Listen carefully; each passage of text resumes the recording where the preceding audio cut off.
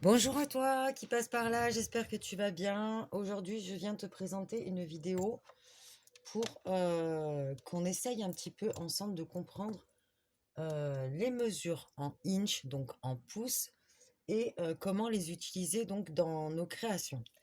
Parce que, pourquoi je fais cette vidéo? Parce que moi, personnellement, j'ai deux planches de rainurage, donc je me sers tout le temps en fait en scrap. Et il se trouve que j'ai la planche de rainurage chez Action. Je regarde si je suis bien dans le champ. Oui. Donc j'ai une planche de rainurage Action qui, elle, est en inch en haut et en centimètres en bas. Le problème, c'est que moi, les centimètres, c'est pas pratique du tout qu'ils soient en bas.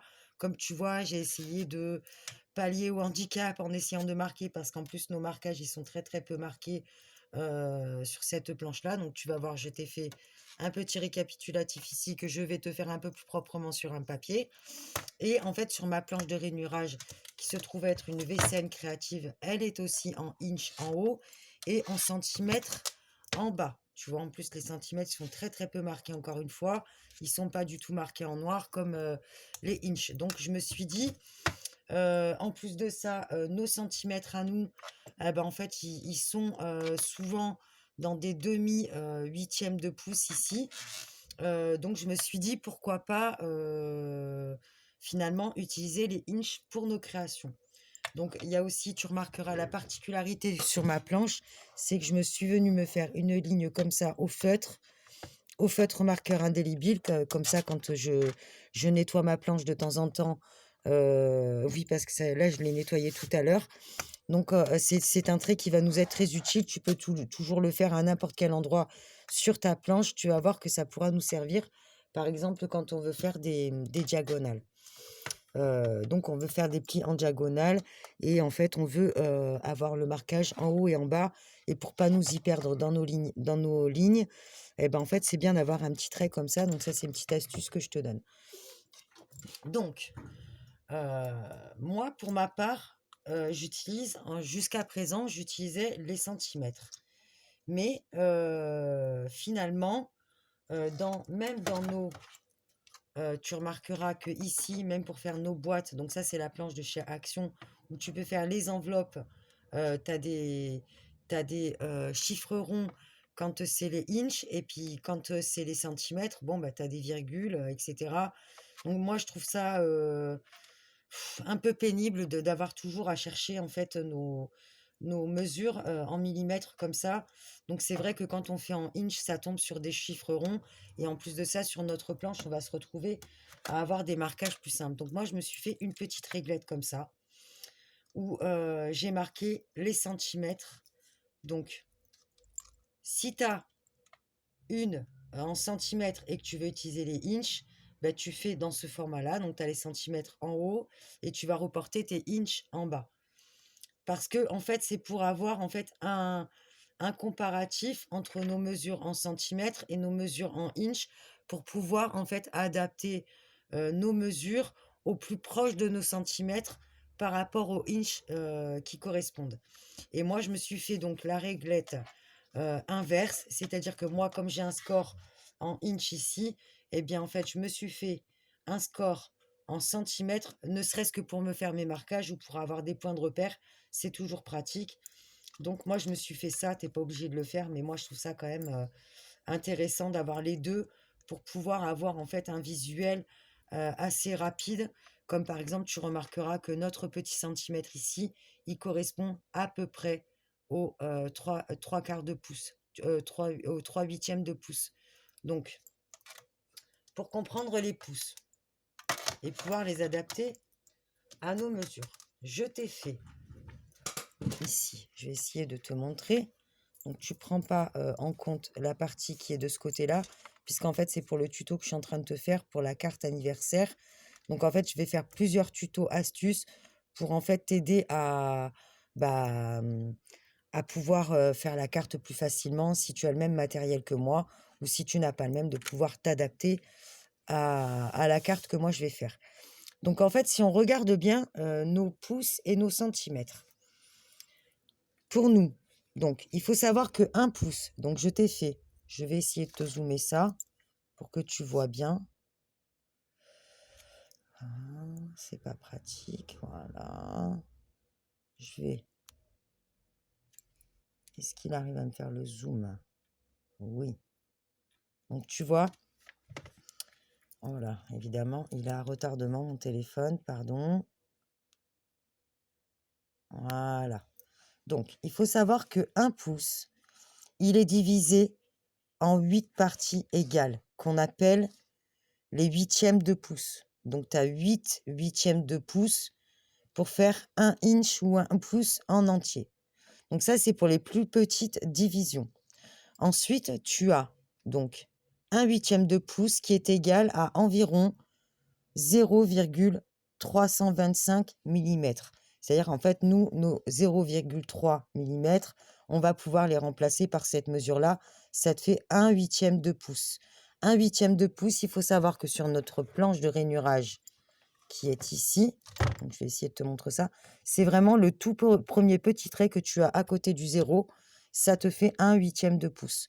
Donc, à chaque petit trait, tu vas avoir 1 huitième de pouce et tu pourras constater que 1 pouce est égal à 1, 2, 3, 4.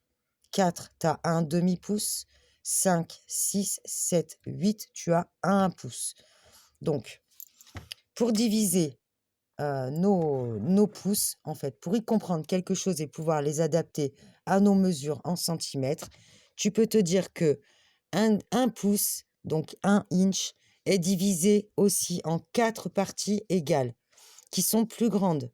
Donc, tu as un quart de pouce, un demi-pouce, un trois quarts de pouce et un pouce. D'accord? Donc, je t'ai fait en fait la mesure de chaque en fait division. Donc, tu as un huitième de pouce. Est-ce que je suis bien dans le champ? Oui. Tu as un huitième de pouce qui correspond à 0,3 mm et 25 là.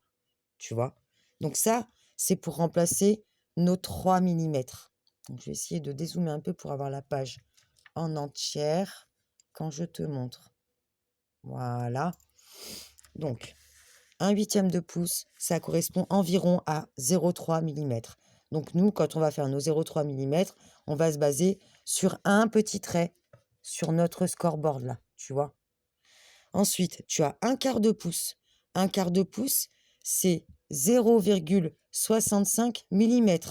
Donc pour remplacer nos 5 mm qu'on utilise habituellement, nous, on va prendre 2 petits traits, tu vois, qui correspondent à un quart de pouce ici. Ensuite, tu as 3 huitièmes de pouce. Donc, c'est 3 petites barres. C'est la petite barre qui est juste après le quart de pouce, ici. Tu vois? Là, on a un quart de pouce. Là, tu as un demi-pouce. Et là, entre les deux, tu as un petit trait. Ça te correspond à 3 huitièmes de pouce. Pourquoi est-ce qu'il est important? Parce que celui-là, souvent, on va l'utiliser pour remplacer notre centimètre. Parce que 3 huitièmes de pouce, donc 3 petits traits, tu vas t'habituer à force de les utiliser. Puisqu'en fait, c'est une question d'habitude. Nous, on a l'habitude de nos centimètres. Et puis, ceux qui utilisent les inches, ils vont avoir l'habitude des inches. Mais en fait, c'est très, très facile de comprendre quelles sont les mesures que nous allons remplacer pour nos centimètres à nous. Donc, surtout pour les petites mesures, quand on fait des plis à 1 cm, 2 cm, un demi-centimètre, etc. Donc là, tu vois que tu as 3 huitièmes de pouce.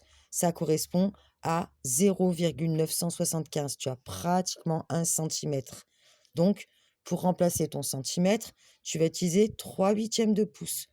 Si tu n'es pas à l'aise avec moins d'un centimètre, parce que tu as 3 mm d'écart, donc peut-être que pour les pâtes de collage, toi, dans ton scrap, tu vas être habitué à avoir un petit peu plus ou 1 centimètre, tu peux très bien prendre la mesure de 1 demi-pouce. Tu vois, un demi-pouce, il est ici. Et un demi-pouce, il correspond à environ 1 centimètre 25. Donc, tu vas avoir 1 centimètre 2 que tu vas pouvoir remplacer donc ton centimètre par cette mesure-là. En fait, ça n'a pas d'importance. À partir du moment où tu fais toutes tes mesures en pouces, tu vas pouvoir adapter. Hein. C'est sûr que si tu pars d'un papier avec une largeur en centimètres et que tu utilises tes pouces pour faire tes rainurages, tu ne vas pas tomber juste. Mais si tu pars directement sur des pouces, tu vas te retrouver avec des comptes ronds la plupart du temps. Donc ensuite, tu as, pour remplacer nos 2 centimètres, tu as le 3 quarts de pouce. Donc, le 3/4 de pouce, il est ici. C'est 2 barres avant le pouce, tu vois. Voilà, je vais essayer de te montrer ça correctement. Donc, je vais te la mettre dans le bon sens après la plaque. J'aurais pu le faire tout de suite, mais le problème, c'est qu'après, je suis assez limitée dans ma place, tu vois. Voilà, après, je suis obligée de te bousculer, etc. C'est compliqué. Voilà, donc, voilà. Je vais essayer de faire ça comme ça.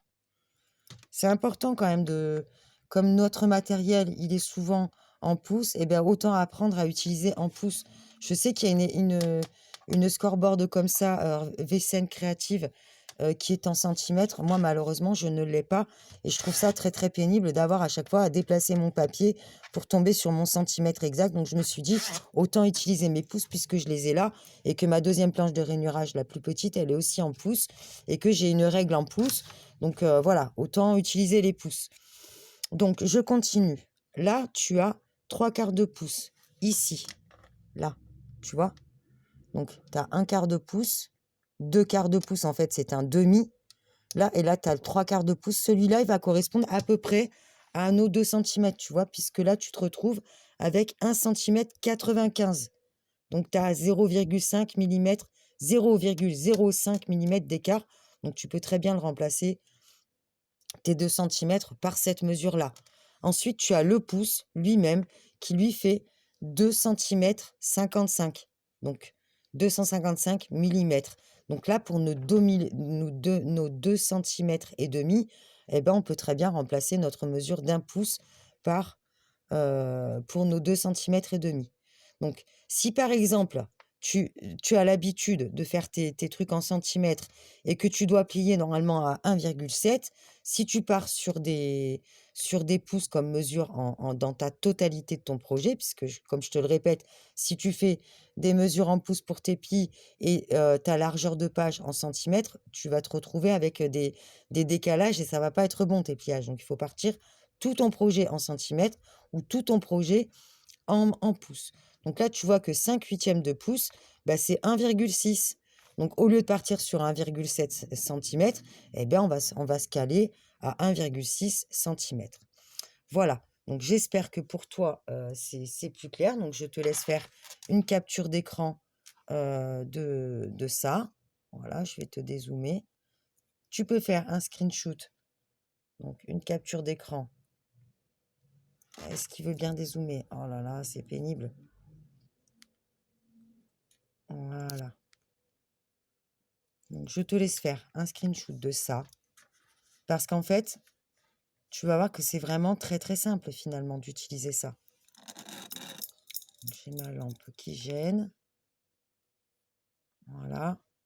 Donc, écoute, si tu as des questions, que tu veux que je te montre comment est-ce qu'on le fait, de toute façon, je vais te faire le tuto en centimètres et en pouces. Donc, autant te dire que ça m'a demandé quand même beaucoup de temps de te préparer tout ça. J'espère que ça sera clair pour toi. Donc, je te répète, là, sur ta scoreboard, en fait, tu vois, je t'ai fait.